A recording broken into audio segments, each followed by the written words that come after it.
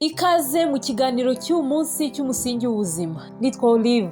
Uyu munsi tugiye kuganira hamwe ku ndwara abantu benshi mwagiye mukomeza kunyandikira munsaba yuko nabaganirizaho indwara y'imvuvu. Imvuvu ni kimwe mu bintu bibangamira abantu benshi bazifite cyangwa se bakunda kuzigira. Ni ikibazo cy'uruhu rutwikiriye ku mutwe aho rutangira kuvuvuka rimwe na rimwe bigatuma uzifite yishimagura mu mutwe cyane. Imvuvu ziterwa n'ibintu bitandukanye harimo gukanyarara k'uruhu, kumara igihe kinini usutse cyane cyane ku badamu cyangwa se ku bakobwa, gukarabamo ariko ntushyiremo amavuta yoroshya uruhu rwo mu mutwe, gusigamo amavuta ariko ukamara igihe utarakarabamo, bityo wa mwanda ukagenda ukibumbira hamwe ugakora imvuvu cyangwa se imirire mibi ndetse rimwe na rimwe stress. Abahanga batandukanye ku bijyanye n'indwara z'uruhu bavuga ko hari ibintu umuntu yakora agaca ukubiri n'imvuvu.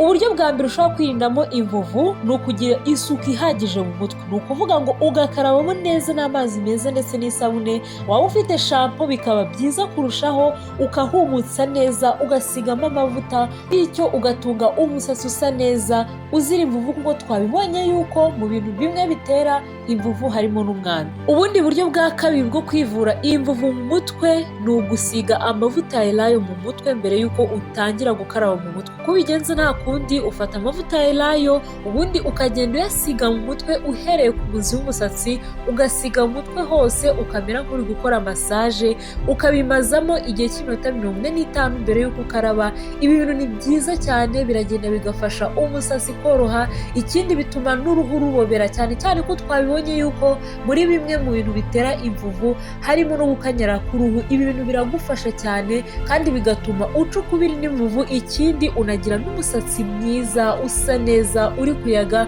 kuko Olive Oil yibitsemo vitamine E ifite akamaro gakomeye cyane mu gutuma umusatsi ukura no gutuma umusatsi woroha neza cyane, bityo umuntu wese ufite umusatsi we ukaba ari umusatsi usa neza urebetse neza, umva ibintu ndabibatuye. Ubundi buryo bwa gatatu bwagufasha kwivura imvuvu, ufata tangawizi ukayirapa cyangwa se ugakoresha blender kugira ngo igufashe kuyoroshya, iyihindure nk'ikintu kimeze nk'igikatsi. Iyo umaze kuyibrandinga urayikamura, ugafata jeri y'igikakarubamba ukayishyiramo. Ikindi iyo ufite vitamine E, ku bayifite iraboneka cyane ku bantu bacuruza amavuta, iyo ugiye ukabazayo barayikwereka nta n'ubwenze cyane. Ubundi ugashyiramo vitamine E, ugashyiramo n'akayiko kamwe ka Olive Oil, ukabivanga neza cyane bikivanga, ubundi ugashyira mu gacupa kakorera kuyisiga mu musatsi, cyangwa se ukajya uyishyira ku kiganza ukagenda uyisiga mu mutwe hose, ugakora massage ahantu hose uhereye ku muzi w'umusatsi hose ukahisiga. Ikindi umera nk'uri gukora massage kugira ngo ubashe gusiga ahantu hose mu mutwe hose ukazenguruka. Ibi bintu ni byiza cyane, ubimarana iminota 45, ubundi warangiza ugakaraba. Biba byiza iyo ubikoze byibuze rimwe mu cyumweru kugeza igihe imvuvu zishize ugatandukana nazo. Ibi bintu ni byiza cyane, biragufasha. Ikindi bituma umusatsi ukura kandi ukarushaho koroha umunsi ku wundi.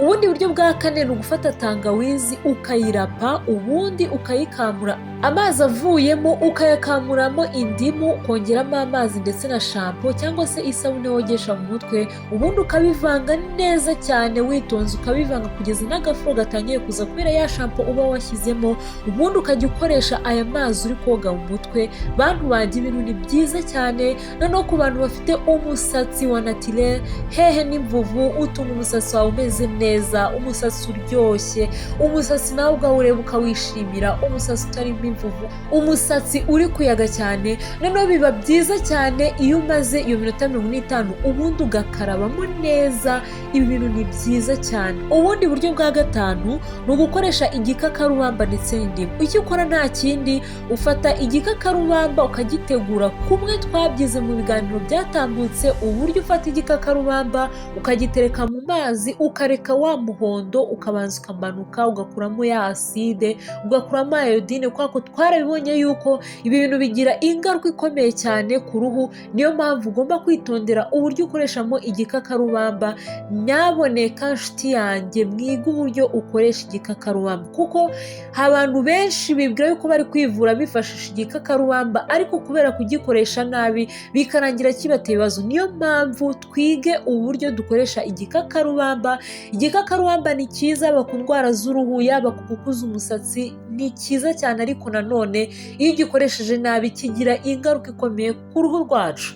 Iyo umaze gutegura neza igikakarubamba, uragifata ukagenda unyuzamo akuma kagufasha kugenda ugitatanya ya jeri igatandukana neza, ugafata ikiyiko ugakuraho ya jeri yose ukayishyira ku ruhande, ugakamuramo indimu, ubundi warangiza ukabivanga neza, ukayungura ya mazi avuyemo, niyo usiga mu musatsi ahantu hose, ukabireka byibuze nk'isaha imwe, ugakarabamo ukahumutsa neza, ubundi ugasigamo amavuta usanzwe ukoresha afasha umusatsi wawe koroha ndetse no kumura neza. Mwihangane cyane, mfite ikibazo cya gripe, ariko ariko mwakomeje kugenda munsaba yuko mbategura iki kiganiro, navuze ngo reka nyibategurire, nkomeze kuganira n'abakunzi banjye, bityo nkomeze kubafasha umunsi ku munsi. Uburyo bwa gatandatu ni ugufata jeri y'igikakarubamba ugashyiramo indimu, ukavangamo shampo, ukongeramo amazi, ubundi ukajya ukaraba mu mutwe inshuro 2 mu cyumweru wifashishije iyi mvange. Ibintu ni byiza cyane,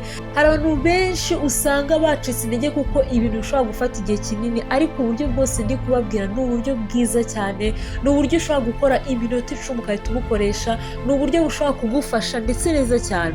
Uburyo bwa karindwi ni uburyo bworoshye cyane, ufata indimu ukayikamurira mu mazi, ubundi ukajya ukaraba mu mutwe inshuro 2 mu cyumweru ukoresheje ya mazi arimo indimu.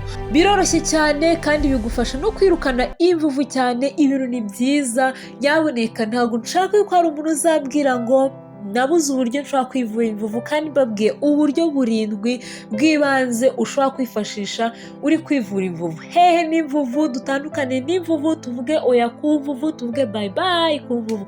Ndabashimiye cyane uburyo twabanye muri ikiganiro, ni ukuri mubabare ku bw'ijwi ritameze neza kubera gripe, ariko ndabashimira cyane uburyo mwahisemo kubana nanjye muri ikiganiro.